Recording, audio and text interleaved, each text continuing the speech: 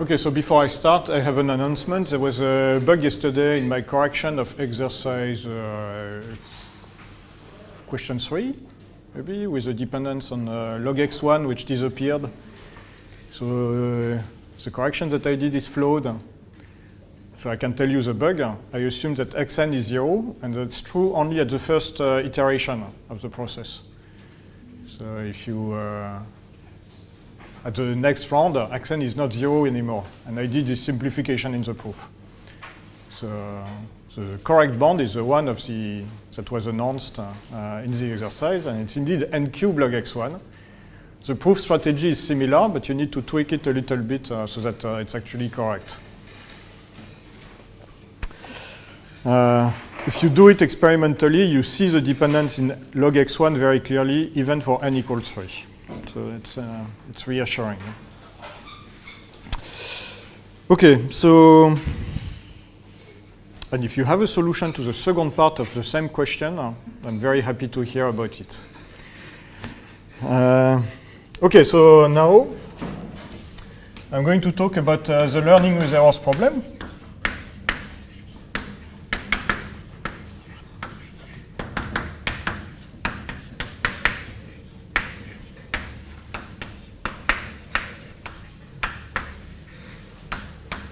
LWE.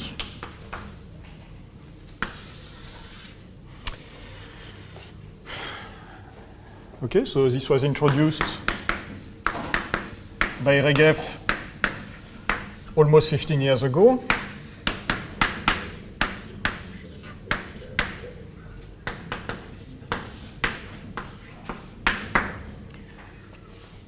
And studied a lot since then. Okay, so let me define the problem.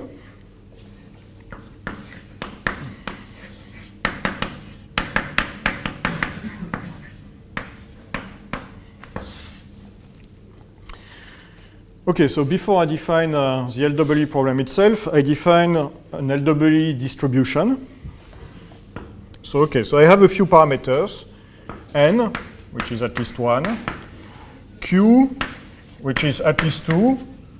And which we can think of prime to simplify our lives, but not necessarily. It's not necessarily prime, but if we take it prime, life becomes a little bit simpler.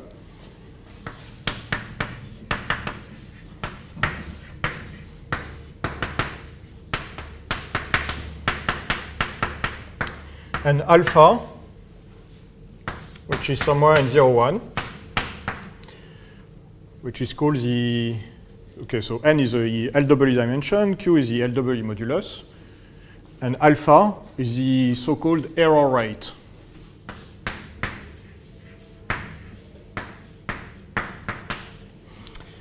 Okay, so I define a distribution d n q alpha of S, where S is a vector in ZQ to the n. Okay, so S will become the LWE secret, but at this stage there is no secret, there is no computational problem yet.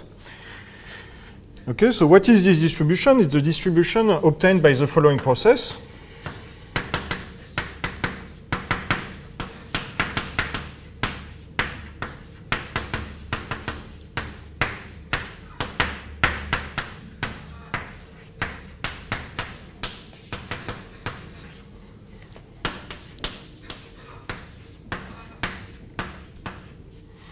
So you sample A uniformly in ZQ to the n.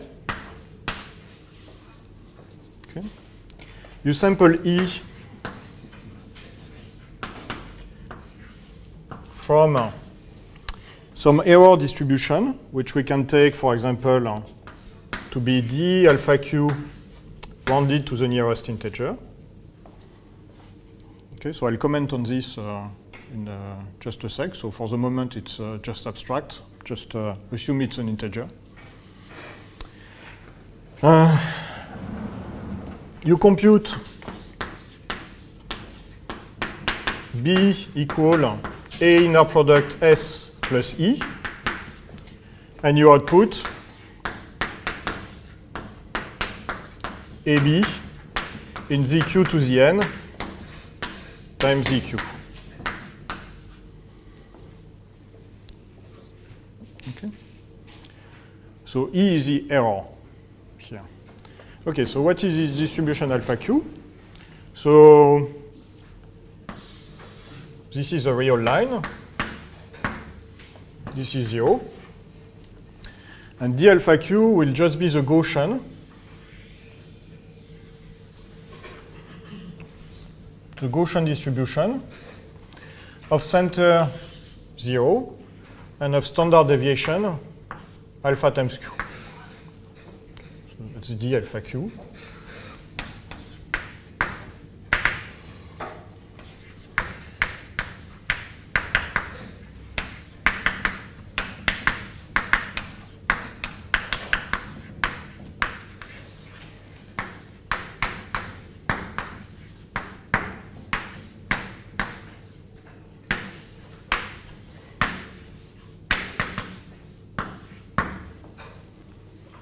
Okay.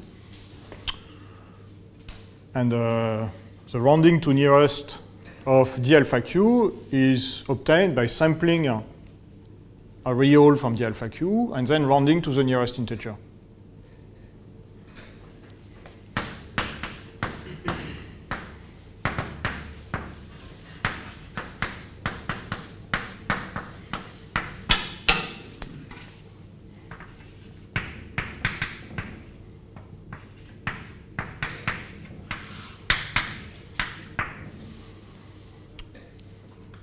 Okay.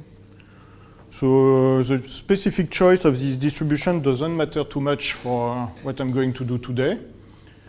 There are plenty of other choices. So for example, you could take a continuous Gaussian distribution and do this addition not in Z mod QZ, but in Z mod, in R mod QZ. That would be fine. You take a real number and you reduce it mod Q. So that would be okay. You could take Gaussian distribution conditioned on being an integer. So that's called the discrete Gaussian distribution. That would also be okay. It's not quite the same as this one. If you are not happy with Gaussians, you can take a uniform integer between minus alpha q and plus alpha q. And for what I'm going to do today, it's similar.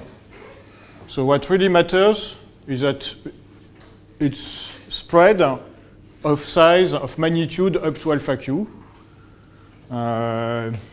where alpha is somewhere between 0 and 1.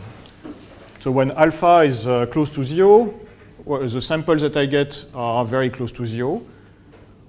And when alpha is close to 1, the samples that I get are close to q. Okay, so they are bigger.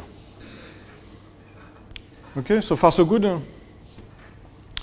So I have this distribution that depends on S, which is a uniform element, a uniform vector mod q to the n, and something that is close to the inner product between the left-hand side and the secret vector.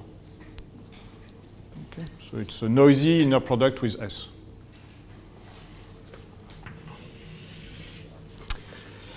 Okay, so this allows me to define search LWE.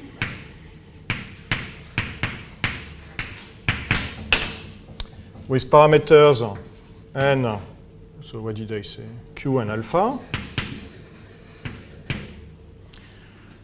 Okay, so search LW is the following. So you first take S in ZQ to the n arbitrary. Okay, so that's the secret. The goal will be to find S. And what you are given, so given as input an oracle access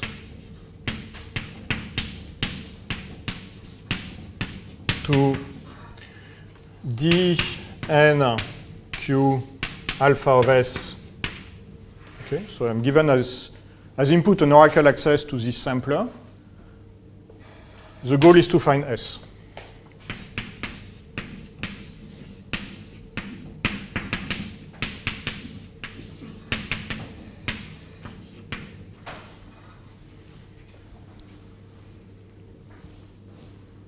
Okay. Another way to state exactly the same thing is to say that I'm given arbitrarily many samples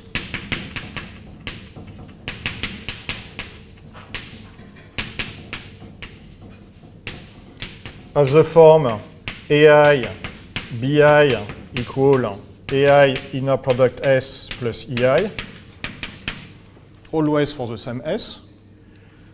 Given arbitrarily many such samples, find S. Okay. So if you tell me that you need more samples, I just give them to you, and you have to find S. So of course, if you run in polynomial time, that means that you read only polynomially many samples.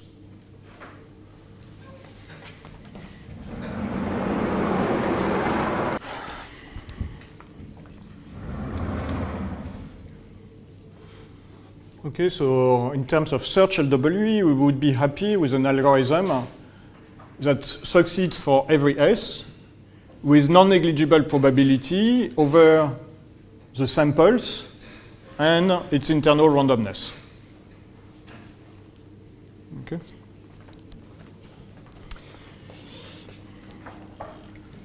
So there is a matrix representation of the same problem. So you are given A, and B equal A times S plus E, and the goal is to recover S, sorry.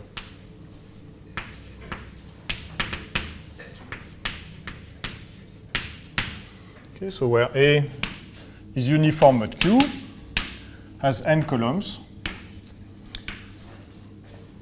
and the number of rows of A is the number of requested samples.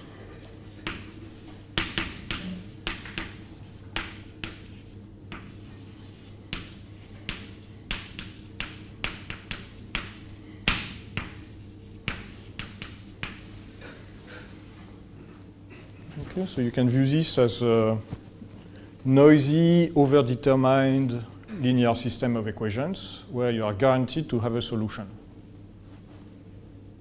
Okay, so you have many linear equations, A times S, with noise, and you are guaranteed to have a solution because B is built such that there is a solution.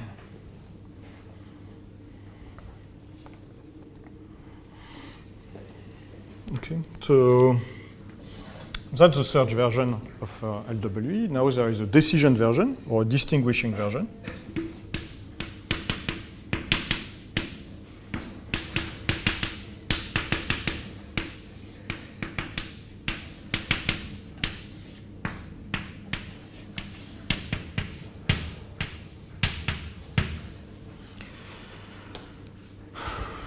Okay, so in this case, S is now uniform.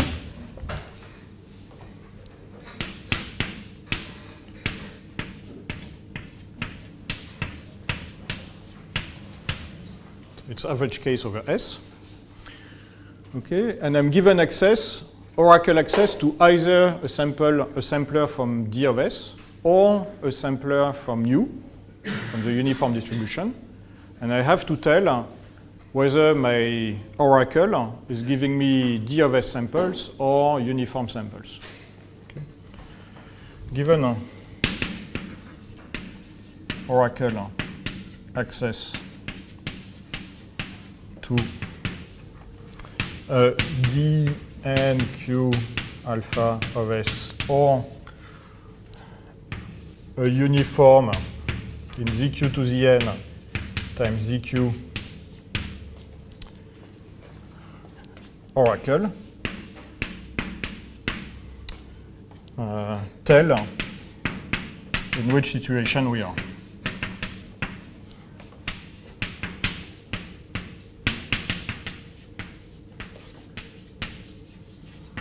Okay. Or more concretely,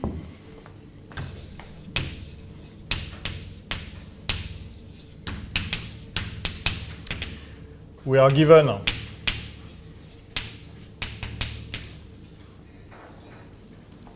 samples of the form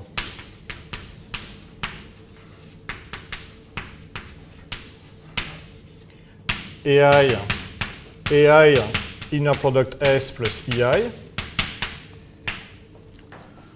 or so either we are given many samples of that form, or we are given many samples that are uniform.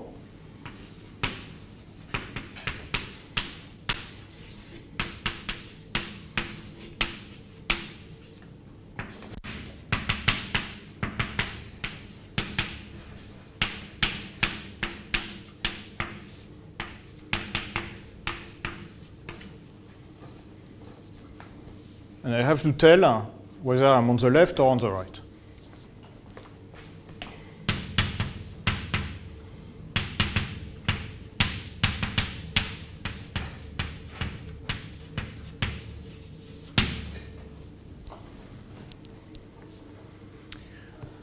Okay, so an algorithm, a PPT algorithm, so a probabilistic polynomial time.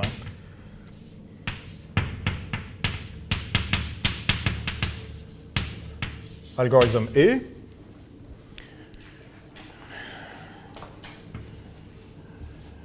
is said to solve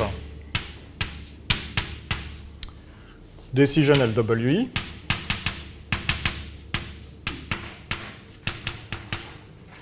if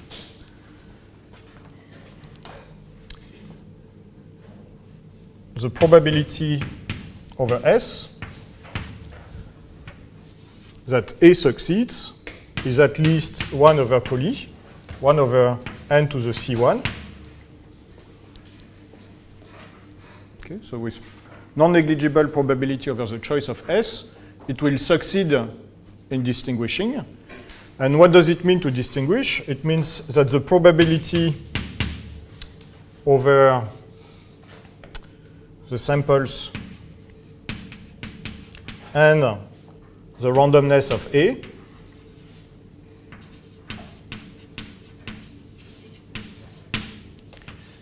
that A outputs 1 given D of S samples minus the probability that A outputs 1 given uniform samples. Okay, not enough space.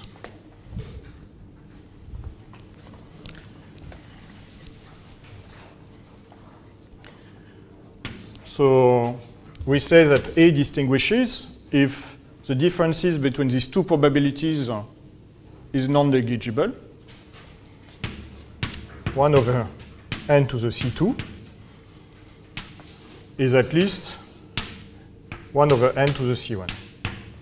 Okay, so with non-negligible probability over the choice of S, A can distinguish between the LWE of S distribution and the uniform distribution.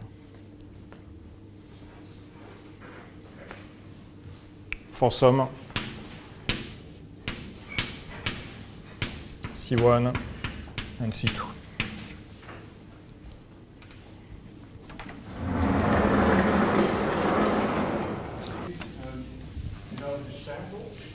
Over the samples and the internal randomness of algorithm A.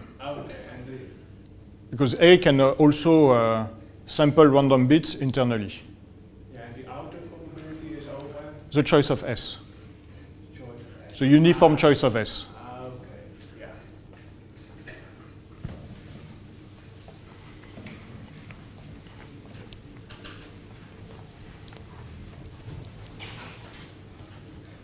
Yeah, so the last, this formula is somewhat, takes a few minutes to parse.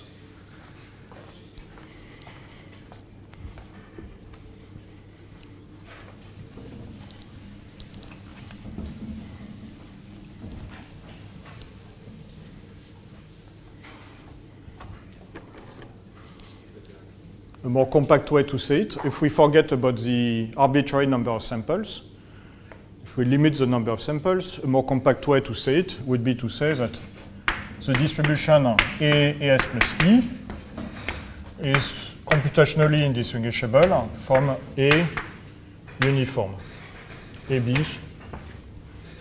uniform.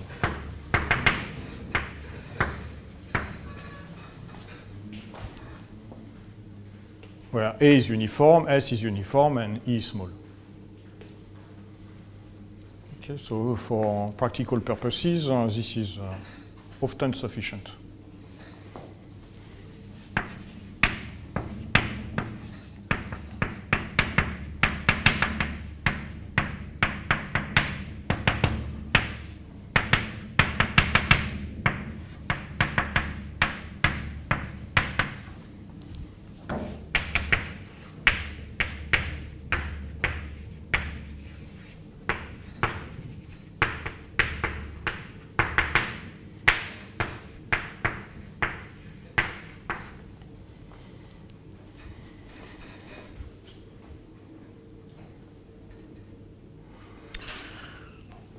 Okay, so just a few elementary remarks.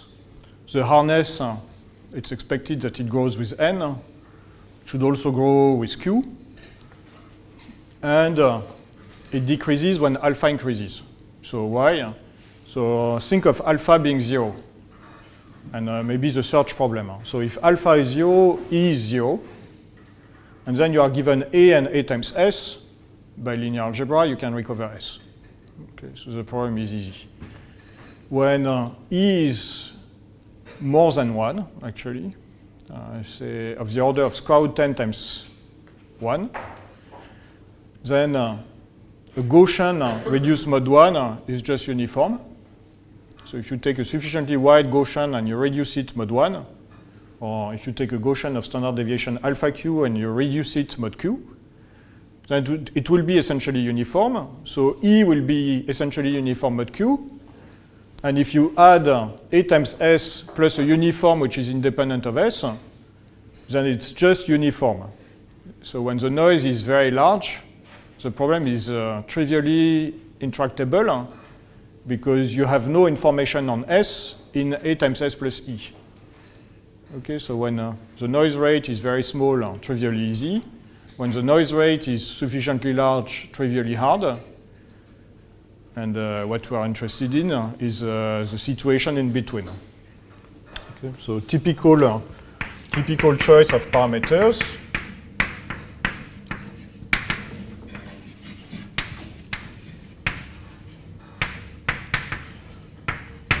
Q poly of n. Alpha is 1 over poly of n. Okay, so typically alpha q equals square root 10. And we will see why. That's really the most common choice of parameters.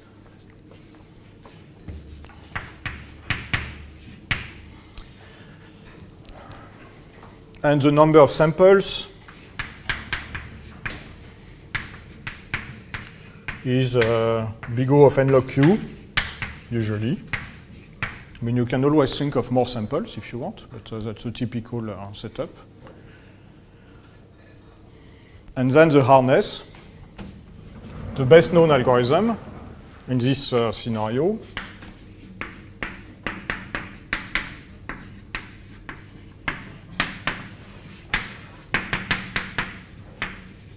Runs in time.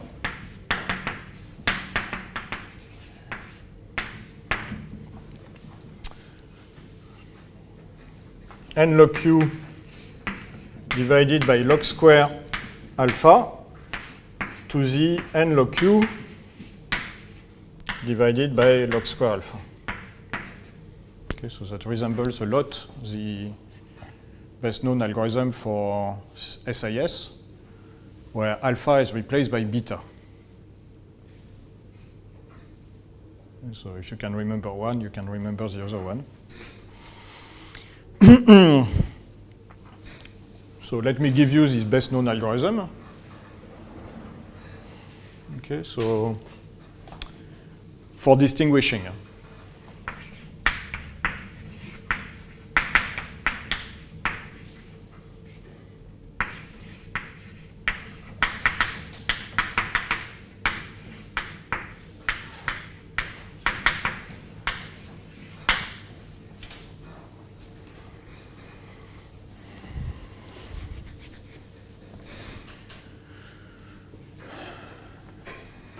Okay, so you take A,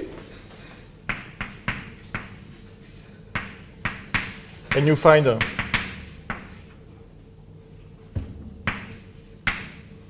X in the EM such that XTA is 0 mod Q, and the norm of X is smaller than beta for some beta.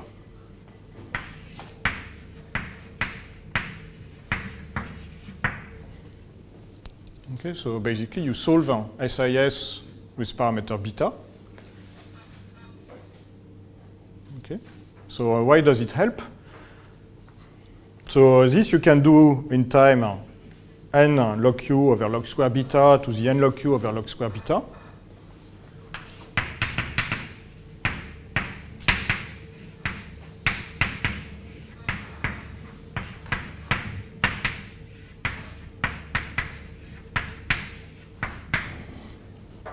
Okay, and what do you do with this x?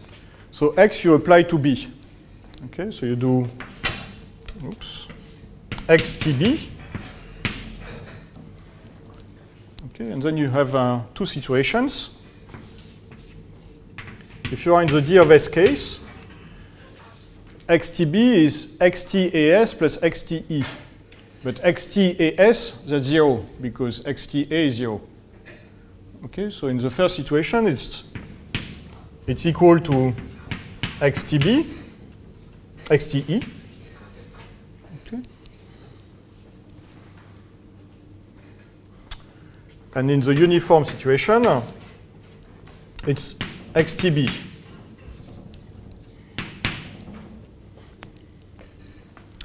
Okay, so the uniform situation is easy to analyze.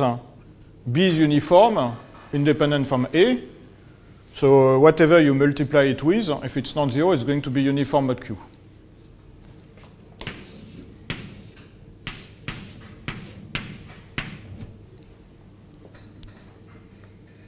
Okay. In the first case, x is small and E is small. X is smaller than beta, and E is the error term. Each entry is of the order of alpha Q. Okay, so if you choose beta appropriately, this will be small compared to Q. Okay, so in particular, if E was a Gaussian vector of standard deviation alpha Q, if you inner product an n-dimensional Gaussian with a fixed vector, that's a one-dimensional Gaussian. And it's a one-dimensional Gaussian of standard deviation, the initial standard deviation, times the norm of the first vector.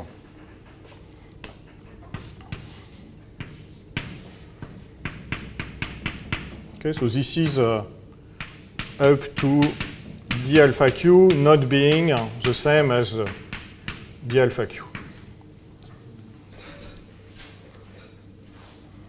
Okay, so if you had d alpha q instead of the rounding to nearest of d alpha q, then I wouldn't have the apostrophes.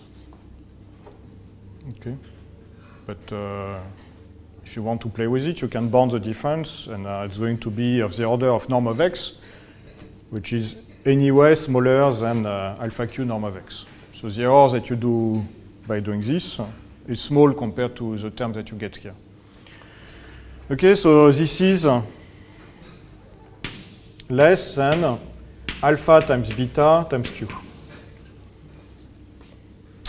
Okay, so now if beta is of the order of 1 over alpha, so remember alpha is smaller than 1, and beta is bigger than 1. So what you want to compare is beta and 1 over alpha. So if beta is smaller than, is equal to 1 over alpha, this is less than q, and you have a Gaussian of standard deviation less than q, and it's going to be distinguishable from uniform mod q. Okay, so if beta is less than, say, q over 10, 1 over 10 alpha,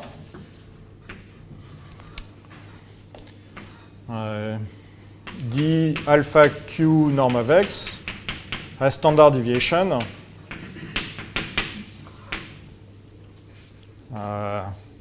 less than q over 10. and then you can distinguish.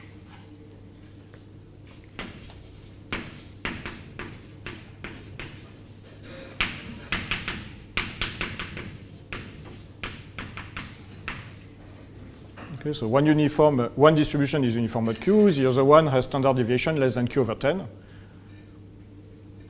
And so for example, if one distinguisher could be, if it is above Q over 20, 2Q over 10, say it's uniform. If it's below 2Q over 10, say this one. And that will provide a distinguisher. Okay, so if you take beta of the order of 1 over alpha, you have an attack, which costs essentially 2 to the n log q divided by log square 1 over alpha. And the only thing that you need to complete the complexity bound is to observe that log square 1 over alpha is the same as log square alpha. Because you take log square 1 over alpha, that's minus log alpha squared, and that kills the minus term. Any question? Does it work only with Gaussian distribution? No. I mean, Gaussians are just simplifying everything because you have this relationship that if you inner product an n-dimensional Gaussian with a vector, you end up with a Gaussian. So that makes your life simple, but the attack works in general. So we can use any distribution? It will be similar. So you have to be careful on what happens here. But the distribution will be not uniform, No. and we will also distinguish. Yeah. Why are we not using a discrete distribution? I mean, Because I didn't want to introduce discrete Gaussians. no, but I mean, we are discretizing the Gaussian here, and it seems like this seems to be a thing in when we do this. I mean, there are several papers on what happens then, right? So I could simply use some distribution that's discrete by nature. I mean, if we add discrete Gaussians, it's not really it's not really Gaussians, right? It's like Yeah. it's So up to yeah. So indeed, I mean, it's messy. That's why I put the apostrophes. But you can say that a rounding to nearest of d alpha q, that's a sample from d alpha q plus something which is smaller than a half. Okay, and for the Gaussian samples, this goes through, and for the offsets that are smaller than a half, you inner product it with something which is of norm beta. So this other term is actually smaller than this quantity. So the rounding to nearest errors, they contribute to a term which is smaller than alpha q norm of x. It's a term which is of the order norm of x. Yeah, I feel like, I mean, the LWE problem is a generalization of this FEN problem, and in FEN we use Bernoulli distribution for the error, and then the natural extension seems to be like using a binomial distribution or something. Yeah. Is this also possible? Or? Yeah, it's also possible. Yeah. So there's nothing, I mean, the only thing which is special about Gaussians here is that the proof is easy. That's the only thing which is special. I mean, otherwise, it's the same. Yeah. Up to constants. I mean, you have to work out the constants and so on, but otherwise, asymptotically, it's the same. You can make it work with a triangular inequality if you want. You say x inner product E that's smaller than the sum of the absolute values of the xi ei's. You bound every xi by beta, you bound every ei by whatever you have with your distribution, and that will also give something, which is less tight. There will be a factor n popping out, because that's a very crude bond, but it also works. Any question? So more generally, in terms of hardness, the only thing that matters is that you have things of the order of alpha q, hardness with respect to the best known algorithms.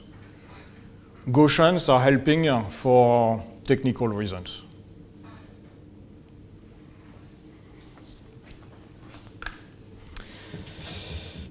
Okay, so why alpha q at least square root 10 because there is actually an attack when alpha q is smaller.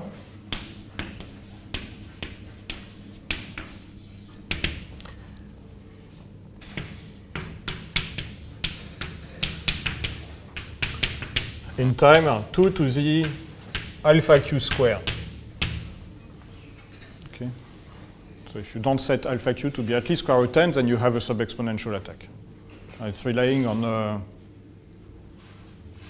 you convert LWE into a system of polynomial equations that you linearize, and then you solve the linear system.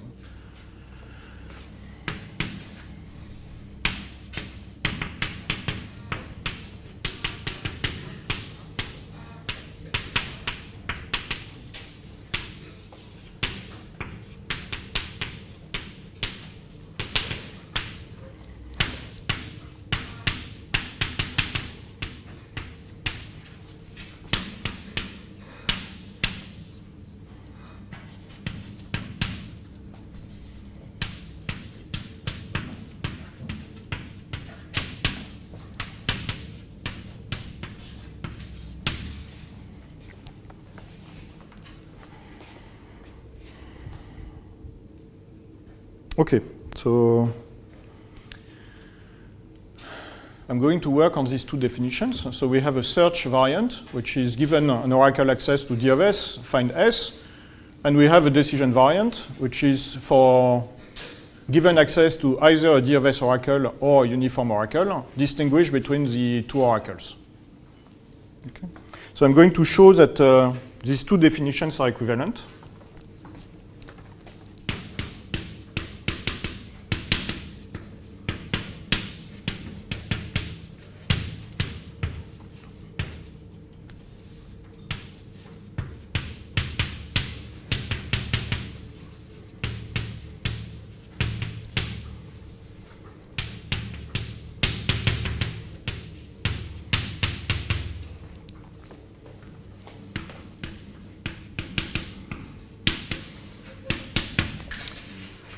Okay, so one direction is easier than the other. So the easy direction is to assume that you have a search LWE solver, and that gives you a decision LWE solver. So what is a search LWE solver? It's an algorithm that takes LWE samples and spits out the S. Okay, so I'm assuming that I have this algorithm. So now I'm given either LWE samples or uniform samples. So if I have LWE samples, I run this search oracle, it spits out an S, and I check whether the S is correct. So I have AS plus E, the algorithm spits out an S prime, so I do the difference, AS plus E minus AS prime, and I check whether this is small or not.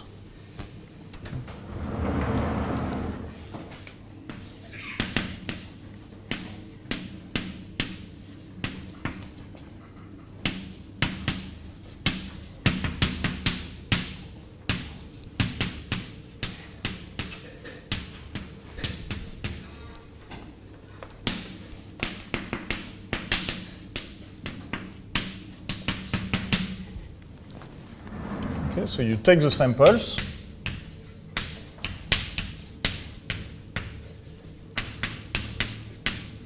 As many as your search algorithm needs.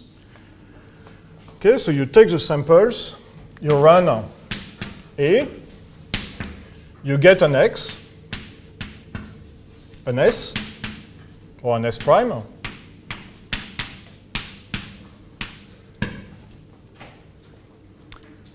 Okay, and then you ask for more samples.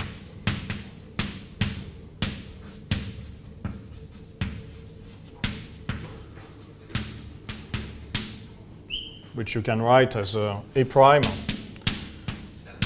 S plus E prime, or AS plus E, or AU, AB uniform.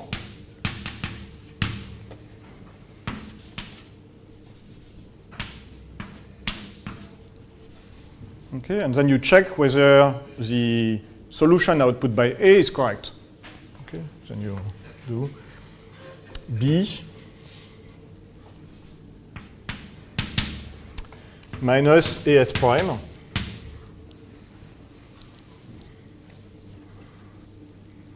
Okay, so one of two cases. If the input samples were of the form AS plus E, they are of the correct form for the search oracle. So with non-negligible probability, it will output the correct S. And if it outputs the correct S, when you do AS plus E minus A times S, it will be E.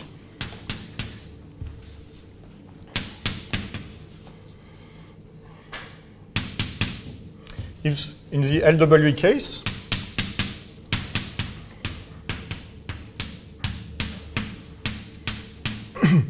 A finds S with non-negligible probability,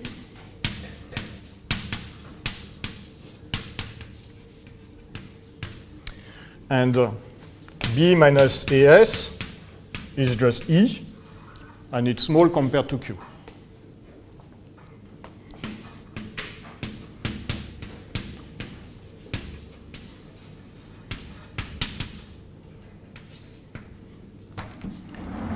Okay. In the uniform case,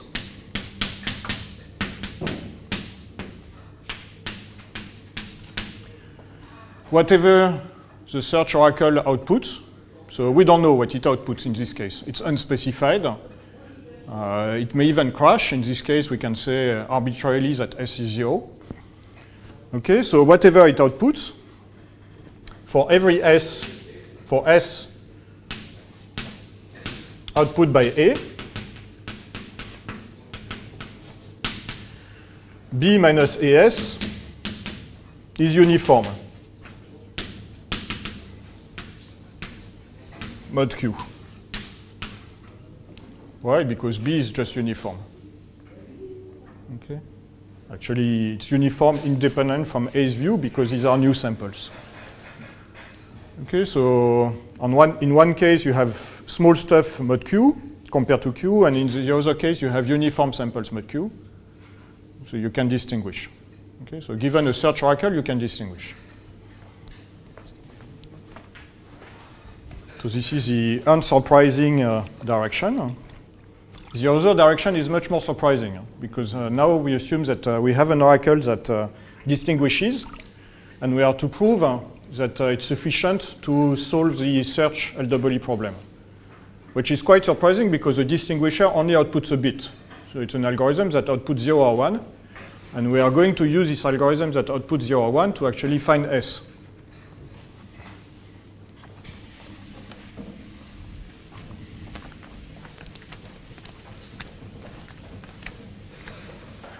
So assume now that we have a probabilistic polynomial time A, and C1, C2 strictly positive, such that with non-negligible probability over the choice of S, the difference in probability of the probabilities that A outputs 1 in the D of S case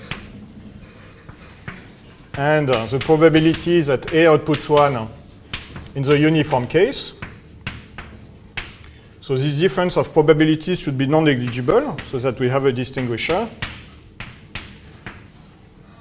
And we have a distinguisher with non-negligible probability over the choice of S. Okay, so this one is over S, and this one and this one are over the randomness of the samples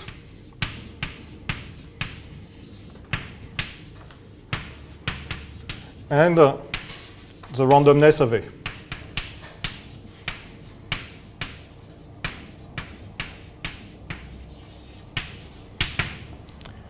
Okay, so we have a decision LWE solver, and we want to build a search LWE solver.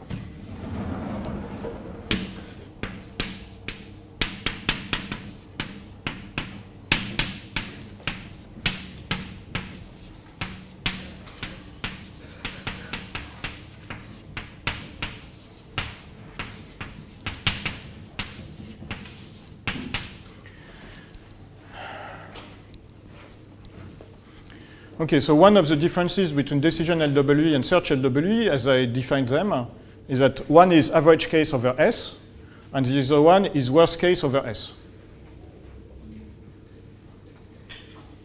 Okay. So the first thing that I'm going to do is to remove this probability over S. Or is it going to work in this way? Let me think for a second.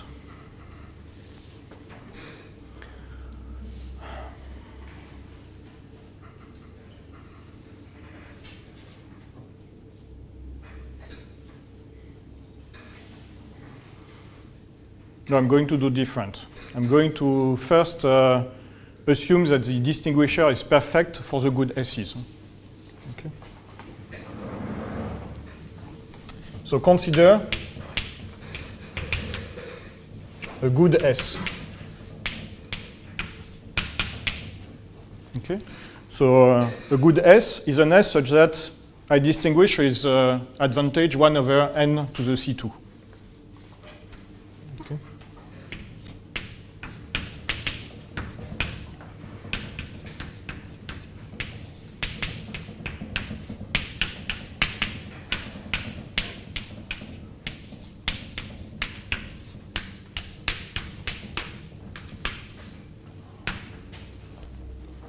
Okay. So what I want to show is that I can boost the distinguishing advantage of A to 1, essentially 1.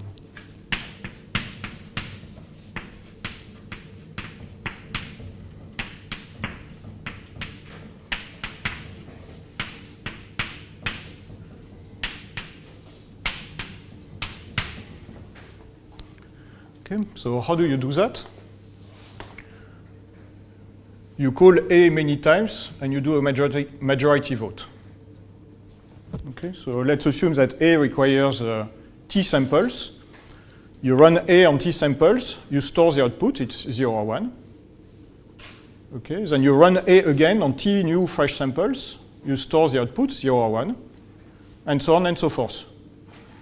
And if you have more ones than zeros, I say it's D of S. If you have more zeros than ones, I say it's uniform. Okay, so run A many times.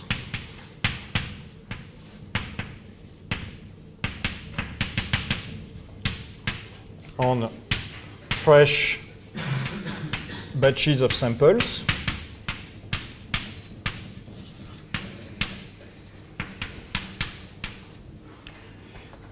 And do a majority vote.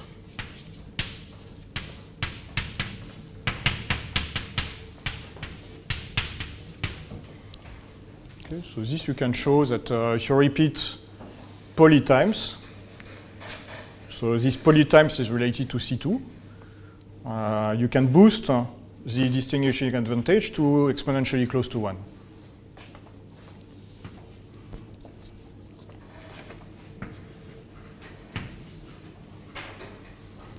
Okay, so now I'm going to assume that the 2 to the minus omega of n is not here. So I'm going to assume that it distinguishes perfectly. And maybe I do an error, but I do an error with probability 2 to the minus n. I don't really care about it because I run in polynomial time anyway. So this error is only amplified by a polynomial factor. It doesn't matter much. Okay, so now assume that I have a perfect distinguisher.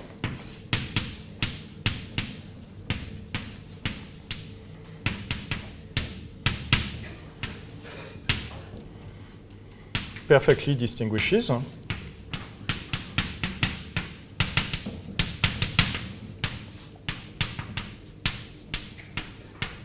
Okay, so for D of S, it outputs 1, and for uniform, it outputs 0. Okay, so I assume I have such an algorithm A. Now I want to use this perfect distinguisher to compute S.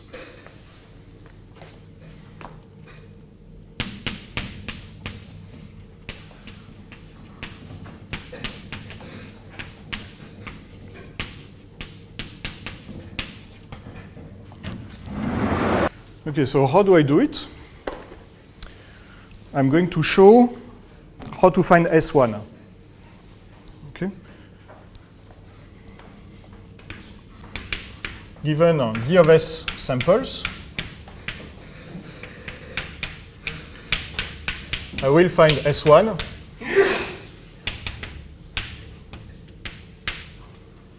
okay, so S1 is the first coordinate of S using A. Okay, so if I can find S1, I can also find S2, S3, and so on. So I will use this algorithm n times to find the full of S. Okay, so that's enough. If I can find S1, I'm good. So in fact, it's even better. I'm going to say that it suffices to check, to be able to check a guess S1 star of S1. Okay, so I'm going to guess S1, and if I can use A to verify the correctness of the guess, I'm good. Why? Because then I can try S1 star equals 0, check whether it's correct or not. S1 star equal 1, check whether it's correct or not. Up to S1 star equal Q minus 1 and check whether it's correct or not. So I can exhaustively search for all the possible values of S1. Yeah. Then your running time is linear in Q. Yes. Right? So this requires Size is n times log Q. requires Q poly of n. Very good point. It doesn't work. It doesn't work for. So it's strictly speaking, it's not a polynomial connection. No? It depends what is the parameter. Okay. So it's polynomial if the parameter is n. For arbitrary Q is n. So this reduction doesn't work for arbitrary Q, but the problems are known to be equivalent for arbitrary Q, even Q exponential. But then you need to work more. Okay, so then you need to, so the one way that I know of is to be able to map Q exponential to small q, do the reduction, and map again small q to big Q. But I don't want to go into this. So, okay, so here we assume that Q is poly of n, and we'll also assume that Q is prime.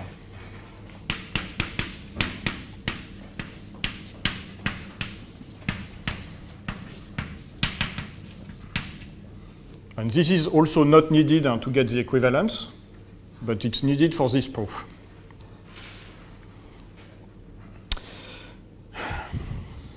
Okay, so how does it work? So I take a sample AI inner product S plus EI.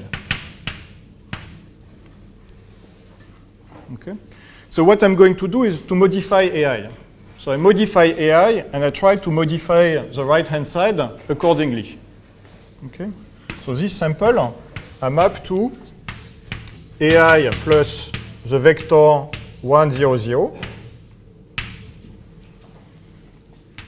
Okay. And if I do this, if I want to keep an LWE of S sample, I need to adjust this AI inner product S, which should now be AI plus the first unit vector inner product S. So what I want is to adjust it to, so I need to add this vector inner product S, which if my guess of S1 is correct, should be S1 star. Okay. So here, okay, so now if my guess of S1 is correct, this maps an LWE sample of S to the same to another LWE samples of S. Okay, so if S1 star is equal to S1, this maps the distribution D of S to the distribution D of S. So what I would like is that if the guess is incorrect, I map D of S to the uniform.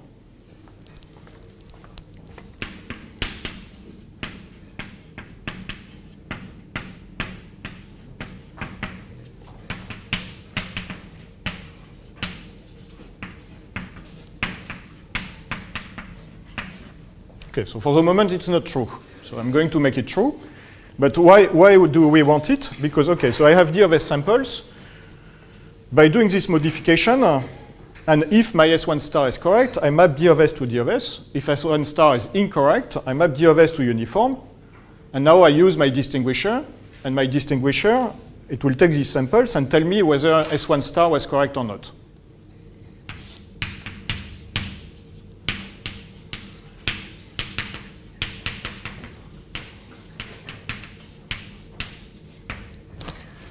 Okay, so what I claim is that this is not correct for the moment. Why? So let's assume that BI is uniform. So I have AI plus 1, 0, 0, comma, AI inner product S plus S1 star minus S1. How does that work?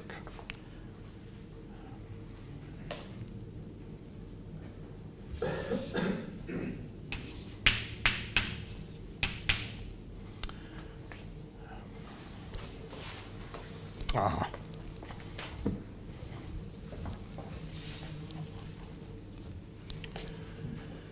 So here I have BI plus S1 star, so that's AI plus 1, 0, 0. Inner product S1, S plus S1 star, so that's the one that I added, minus S1 plus EI.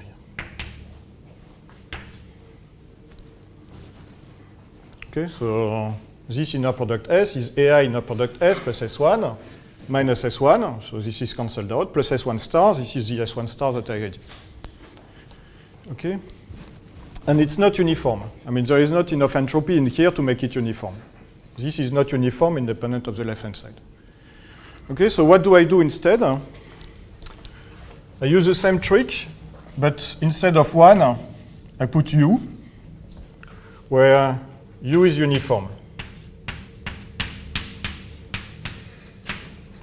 Okay. So if I put U, it's not S1 star that I should put out to correct. It's U times S1 star. And now I don't have S1 star minus S1, but I have U times S1 star minus S1.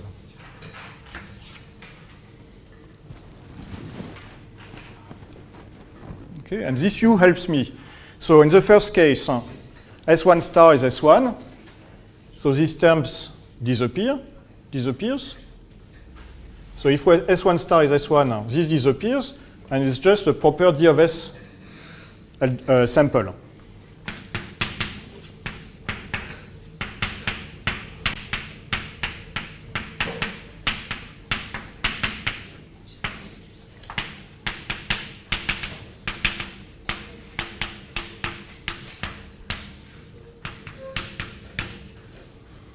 Okay, so now if S1 star is different from S1, U times S1 star minus S1 is uniform thanks to U.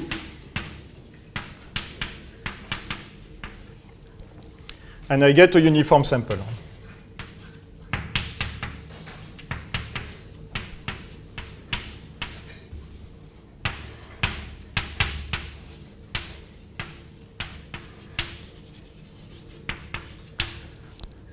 Okay, so for this second statement, you have to be a bit careful. So here I use the fact that Q is prime, because Q prime implies that S1 star minus S1 non-zero is invertible.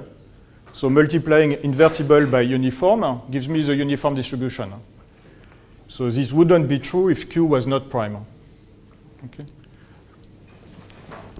Okay, so for example, if you take S1 star minus S1 equal 2, and you look at this multiplied by a uniform distribution mod 6, you don't get the uniform distribution mod 6.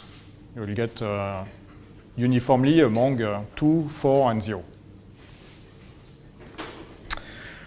Okay, so that's the first catch. There is a second subtlety here, because, okay, so I want this term to be uniform and independent from the left-hand side. Okay, and I say it's uniform thanks to the uniformity of U.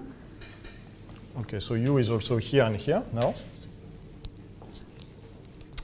But given the left-hand side, it's not totally obvious that U is still uniform. Okay, so I want uniform and independence, but U is also here. But what you can observe is that you don't need U to make the left-hand side uniform. The left-hand side is already uniform thanks to AI. Then U is still uniform and free. And this uniform and free U, you use on the right-hand side to make the right-hand side uniform. Okay.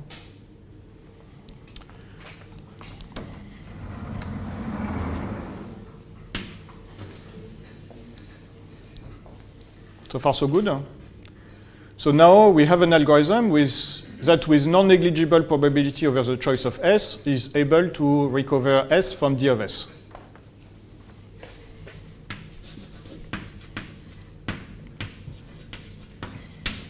I have a probabilistic polytime B such that the probability over S that B outputs S given D of S samples is at least 1 over n to the C1. Okay, so I have an algorithm that with non-negligible probability over the choice of S is able to recover S from D of S samples.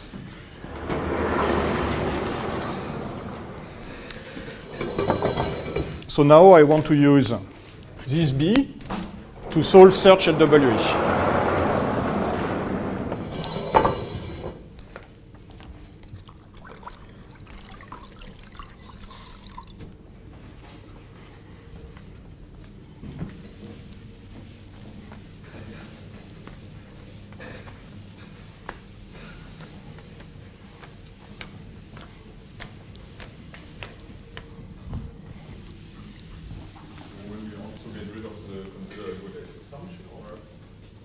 Yeah, so now I want to get rid of the good S assumption.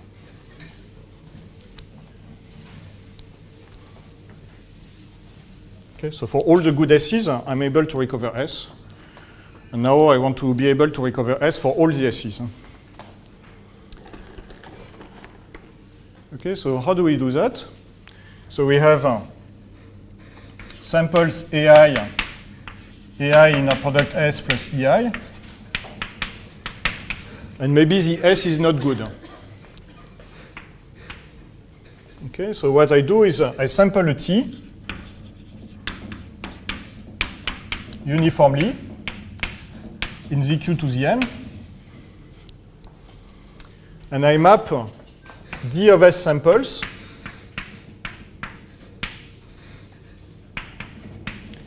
to D of S plus T samples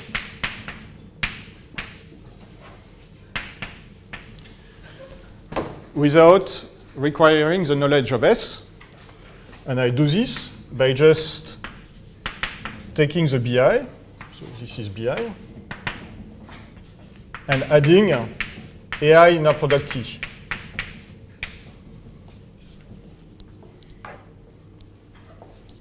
Okay, and the effect of this is that if I have AI inner product S in BI, now I have AI inner product S plus T. Okay, so it properly maps D of S samples to D of S plus T samples. And now this S plus T is uniform thanks to the uniformity of T.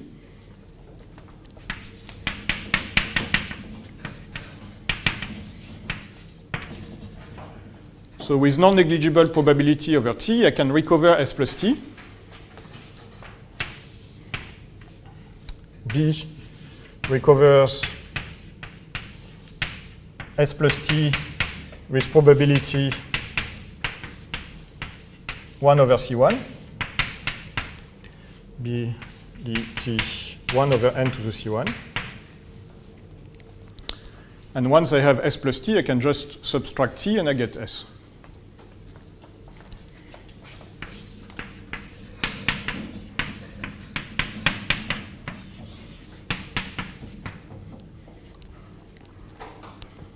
Okay, so this property, I mean, it's not special to LW, it's called random self-reducibility.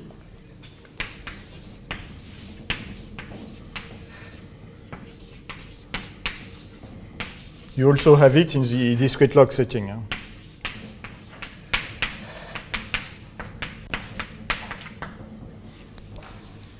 can solve discrete log with non-negligible probability over the choice of x. So that means recover x from G to the x. You can solve it for every x using exactly the same trick.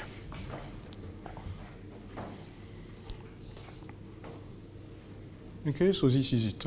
We showed that search and decision are equivalent.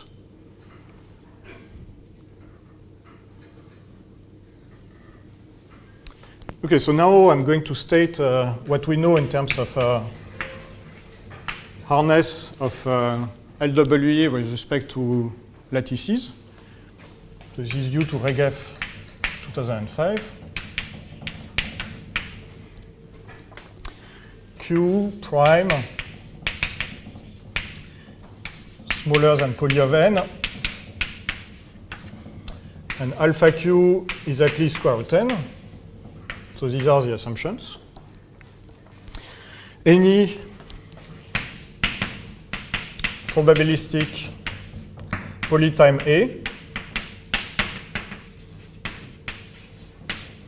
solving either search or decision LWE.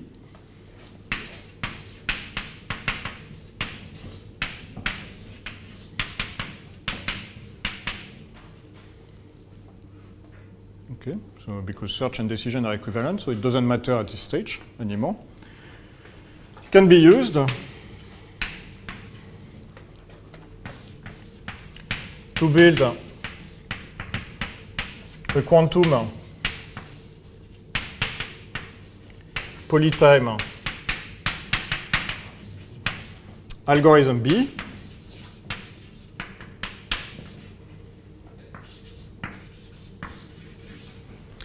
that solves SIVP gamma in dimension n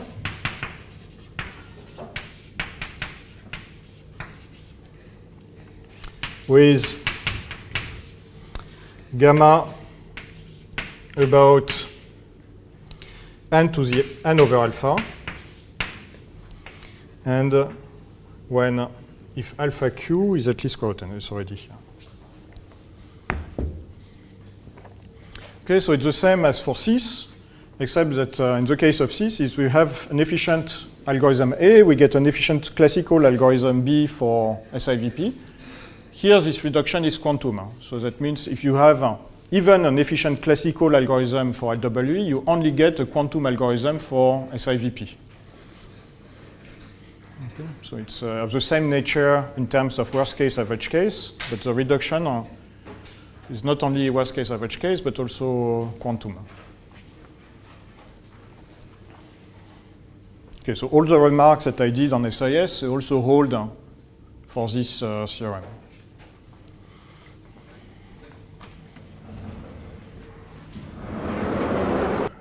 Okay, so now I'm going to show how to encrypt using LWE.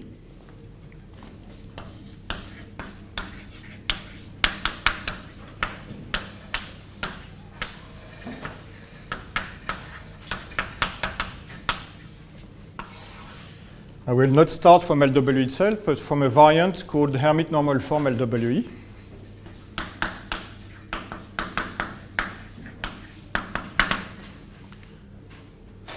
Which is the following. It's the same as LWE, but instead of taking the secret S uniform, I take each component of the secret S from the error distribution.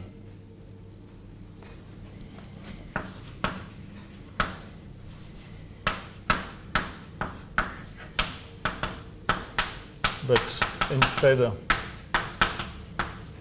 of S sampled uniformly.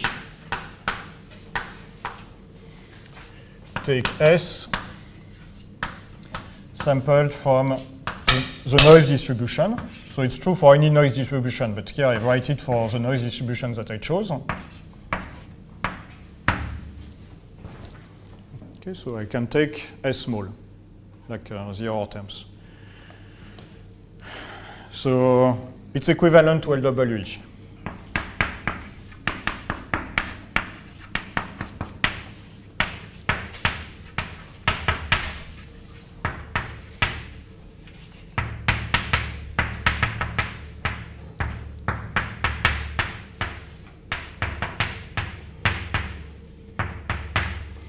Okay, so I'm not going to do that now because I'm running a little bit out of time. It's not too difficult. I mean, it's the same amount of difficulty as the search to decision reduction. One direction, so if you can solve for uniform, you can solve for small noise. And this is just using the random self-reducibility. So if you have small noise and you add a uniform T to it, a small secret, and you add a uniform secret to it, and it becomes uniform, you use your uniform secret solver, and you get a solver for HNF LWE. The other way is a bit more tricky, but not very difficult to prove. Okay, so I'm assuming that this is the case. So here is an encryption scheme. Okay, so I have keygen. Take a matrix A, mod Q, with n rows and n columns. Okay. And B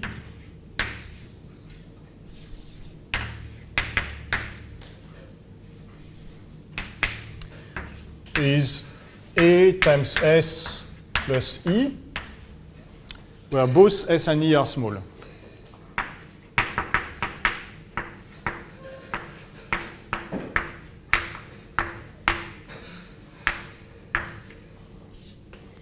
Okay. So S is my secret key, and B is my public key. You could even imagine that the A is shared among all users. Okay. When you encrypt, okay, so I'm going to encrypt a single bit. So you encrypt using the public key and a message M01.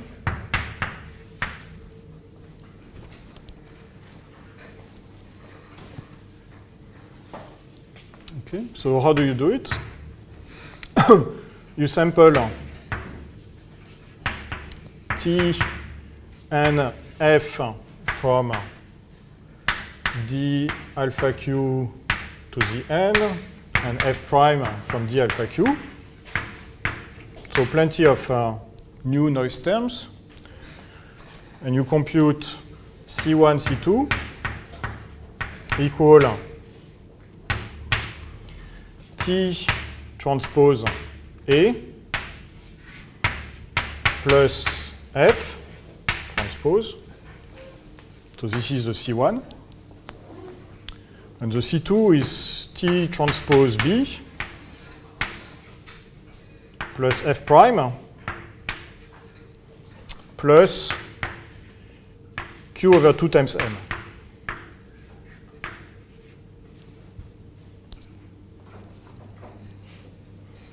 Okay, so this is an inner product with the second part of the public key. You add some noise, and if M is 0, you don't do anything. If M is 1, you add Q over 2.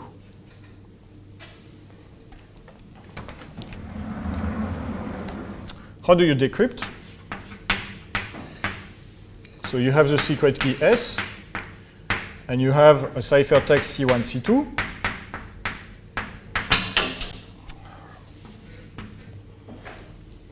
Okay, so what you want to do is recover M.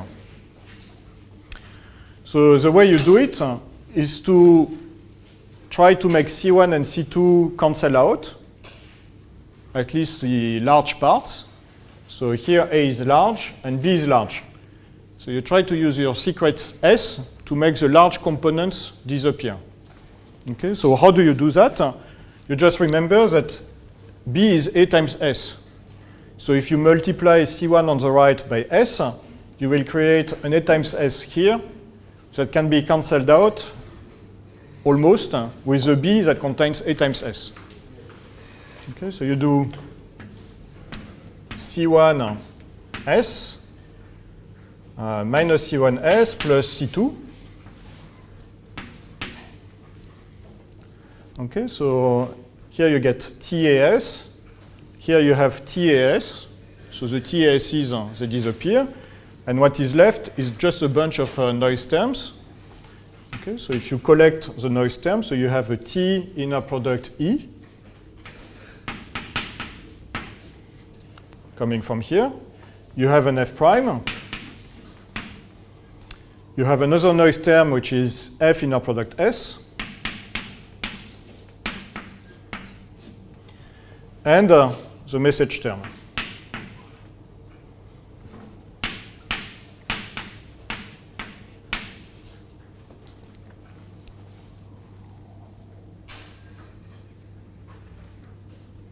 So if you remember LGAMAL encryption, it's exactly the same.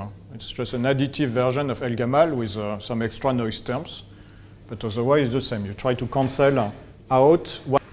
Okay, so now how do you decrypt? So in all these terms, T is small,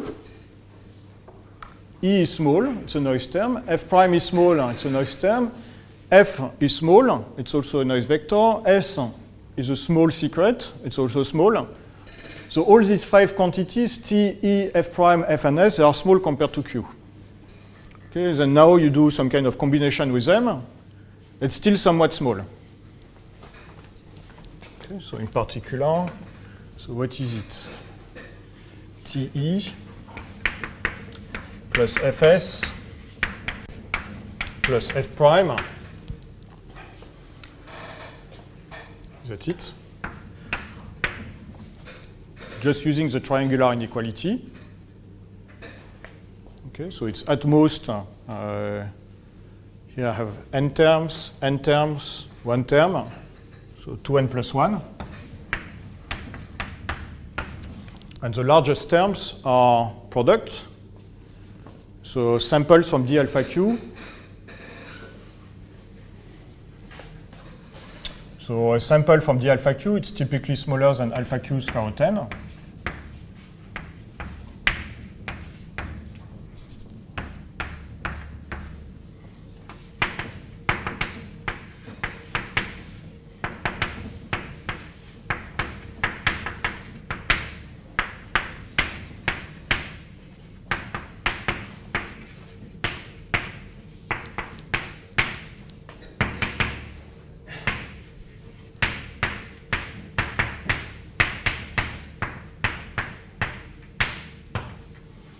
With probability exponentially close to 1.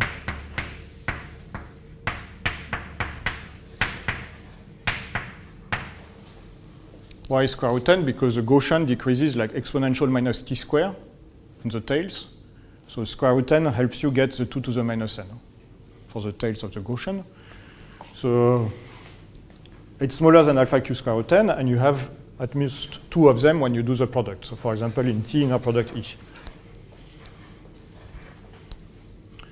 Okay, so it's of the order of n square, alpha square, q square. Okay, so now what I want to argue is that this is small compared to q over 2. So you set the parameters.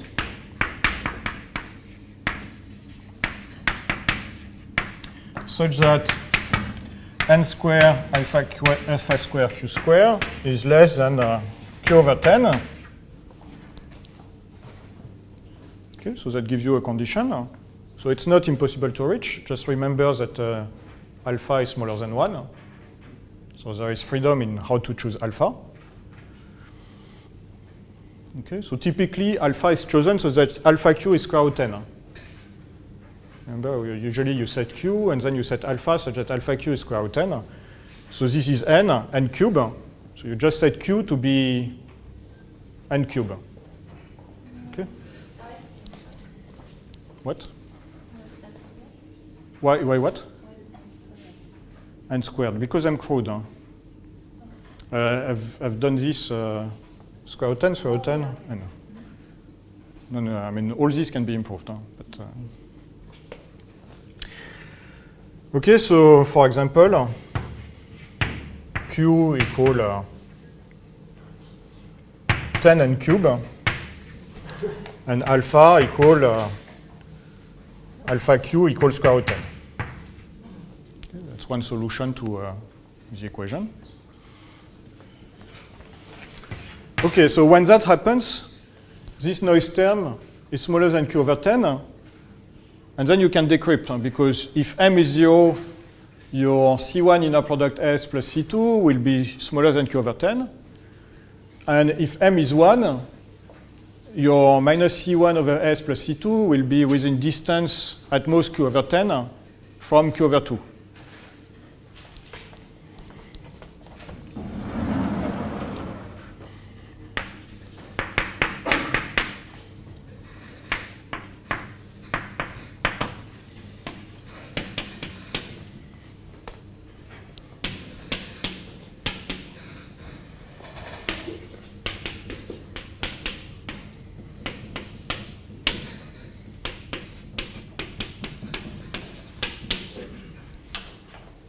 Okay, so that's how you decrypt.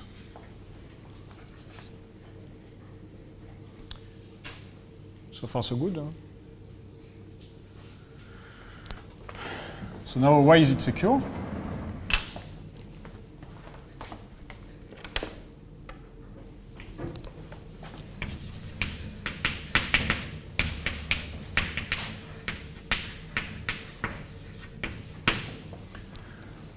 Okay, so if you assume the harness of HNF LWE, the public key is computationally indistinguishable from just uniform.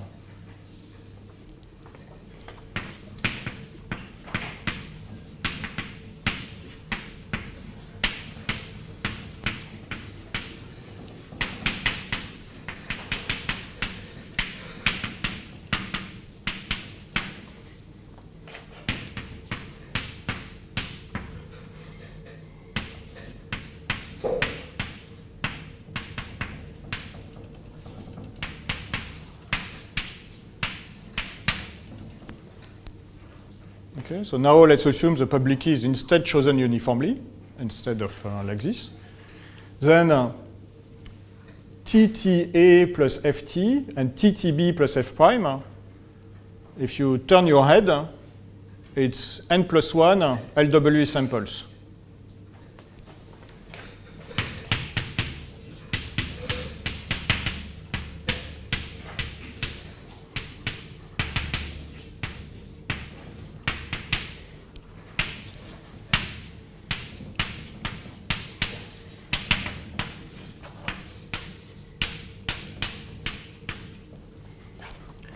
Of HNF LWE in dimension n plus 1.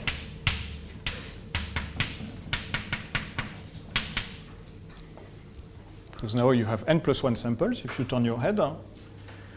N samples for C1 and 1 sample for C2. Then TT A plus FT TTB plus F prime is computationally indistinguishable from uniform over ZQ to the N times ZQ.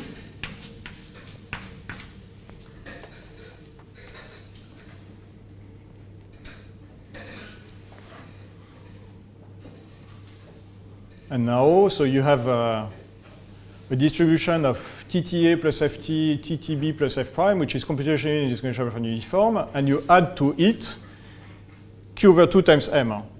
So you add something fixed to something uniform, so it's still uniform. So when M is 0, it's computationally indistinguishable from uniform, and when M is 1, the ciphertext distribution is also computationally indistinguishable from uniform. So you cannot distinguish between an encryption of 0 and an encryption of 1.